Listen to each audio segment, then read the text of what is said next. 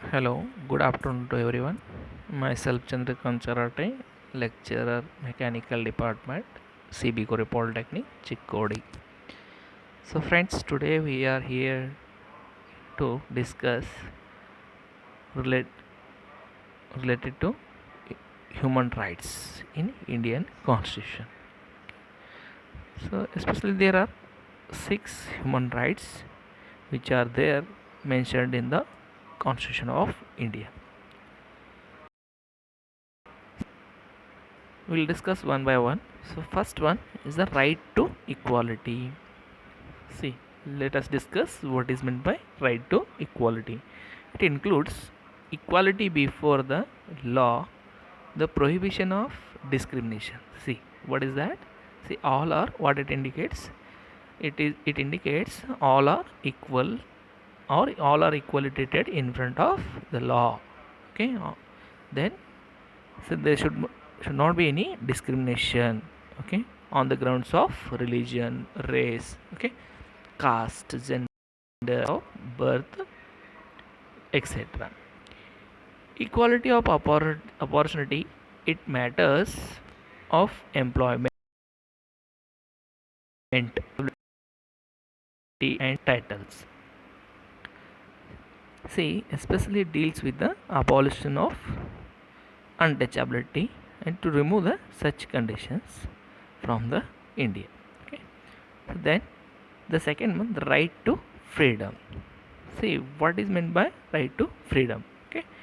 See, the right to freedom means the freedom of speech and expression, assembly, association, or union or cooperatives, movements, residence, and right to practice any profession or occupation. So, what is meant by this, guys? See, see, by this right, you can able to speech. You can able to express yourself. You are having a full right to express yourself. You are having the right to assemble. You are right. You are having right to association, or you have to form a union or the group of people's cooperatives. Okay. So then you can choose any of the profession you like.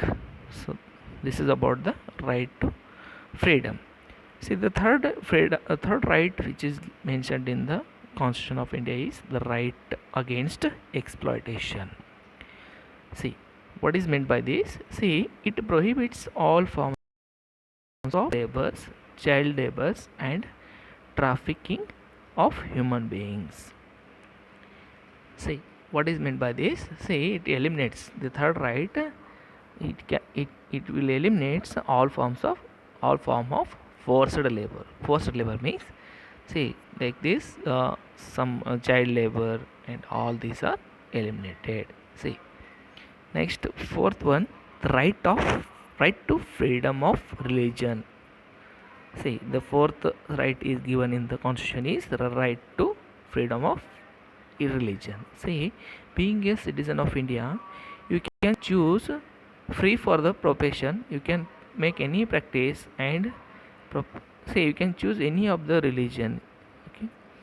See, you can freedom to manage the religious affairs. Okay. Freedom from certain taxes. Okay. And freedom from religious instructions in certain educational institutes. Okay. Then we'll go for the fifth one, that is the cultural and educational rights preserved.